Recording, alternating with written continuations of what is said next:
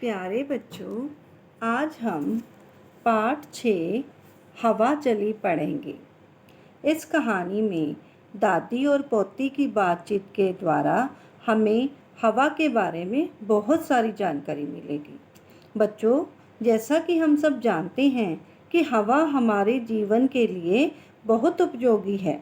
इसे स्वच्छ बनाए रखना हमारा ही कर्तव्य है। चलिए अब हम कहानी शुरू करते हैं। इस कहानी में मितिशा नाम की एक छोटी सी बच्ची है जो अपनी दादी से हवा के बारे में बातचीत करती है।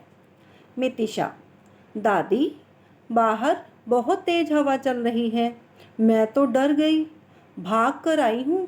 देखिए, दरवाजे और खिड़कियाँ बार बार फटाक फटाक कर रहे हैं।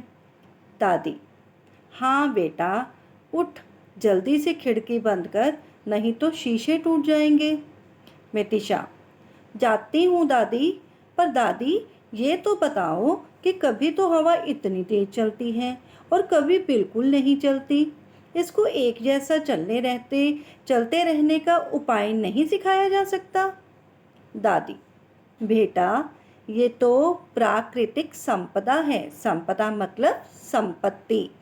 ईश्वर ने यदि इस धरती पर हवा, पानी, सूरज का प्रकाश और चांद की शीतलता ना दी होती तो यहाँ कोई भी प्राणी जीवित ना रह पाता।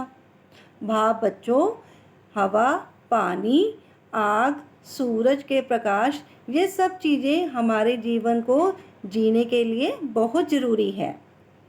ये सब हमारे वश में नहीं रह सकते, किंतु हमारा जीवन इन्हीं से है। इसका मतलब ये है बच्चे कि हवा, पानी, सूरज, इसको हम अपने वश में नहीं कर सकते, चांद को हम अपने वश में नहीं कर सकते, किंतु जो हमारा जीवन है वो इन सारी चीज़ों के साथ जुड़ा हुआ है। इनके साथ ही हमारा जीवन चलता है। मितिशा: जीवन इनसे कैसे है? दादी: रानी बिटिया, यदि हवा ना मिली तो हम सांस कैसे लेंगे? सांस के द्वारा हमारे जीवन में या शरीर में ऑक्सीजन जाती है, जिससे हम जीवित रहते हैं।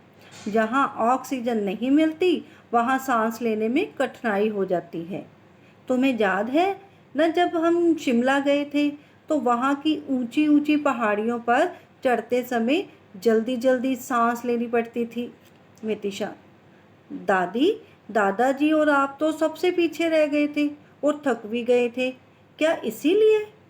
दादी: हाँ बेटा, अधिक ऊंचाई पर हवा में ऑक्सीजन कम होती है, वहाँ चारों ओर शांति होती है, इसीलिए वहाँ हवा की साएं साएं भी सुनाई दे जाती है।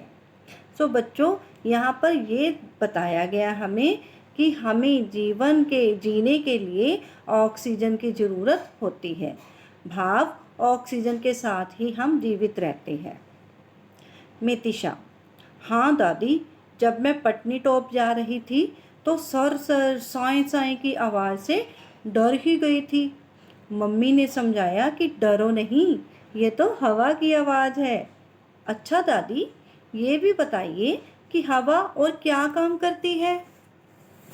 दादी: अच्छा, इतनी जिज्ञासा है तो मैं सब बताऊंगी, ध्यान से सुन। हवा को अग्नि सखी कहते हैं। सखी मतलब सहेली, क्योंकि बिना हवा के आग नहीं जल सकती। ये प्रयोग करके देख लेना कि यदि मोमबत्ती जलाकर उसे जार से इस प्रकार ढक दो कि हवा अंदर न जाने पाए तो वे बुझ जाएगी। मितिशा: दादी, मैं अभी जाकर ये प्रयोग करूँगी। दादी: ठहर, पहले मेरी पूरी बात सुन, फिर प्रयोग करना। हवा में बड़ी शक्ति भी है। साइकिल, मोटर और बस के टायरों में भी हवा से भरी हुई ट्यूब होती है। यदि हवा निकल जाए तो वे चल ही नहीं पाएंगे।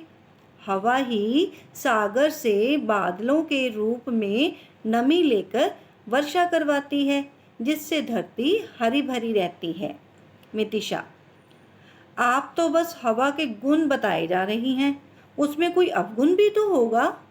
दादी: अवगुण उसमें स्वयं नहीं है, हम उसे अवगुण युक्त बना देते हैं, भाव हम उसमें बुराइयां भर देते हैं। मितिशा, कैसे? दादी, गंदी चीज़ों के जलने, कल कारखानों के गंदे धुएं आदि से हवा दूषित हो जाती है, तब ये विषैली बन जाती। विषैली मतलब जहरीली।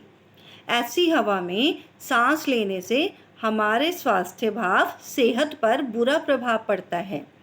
इसी हवा से संक्रामक रोग फैलते हैं, जैसे जुकाम, फ्लू, चेचक आदि। लेकिन प्रकृति के अन्य तत्व जैसे सूर्य की तेज किरणें हवा में फैले इन संक्रामक जीवाणुओं को जला देते हैं। इसी तरह वनस्पतियां दूषित गैस कौन सी? कार्बन डाइऑक्साइड को हवा से खींच लेती हैं और ऑक्सीजन छोड़ती हैं। जैसे कि पेड़ जो है, हम क्यों कहते हैं कि पेड़ ज़्यादा लगाने चाहिए? क्योंकि वो हमें ऑक्सीजन देते हैं। ठीक है मितिशा? ओहो दादी, तभी तो दादाजी पेड़ पौधे लाकर रोपते रहते हैं। रोपते मतलब लगाते रहते हैं।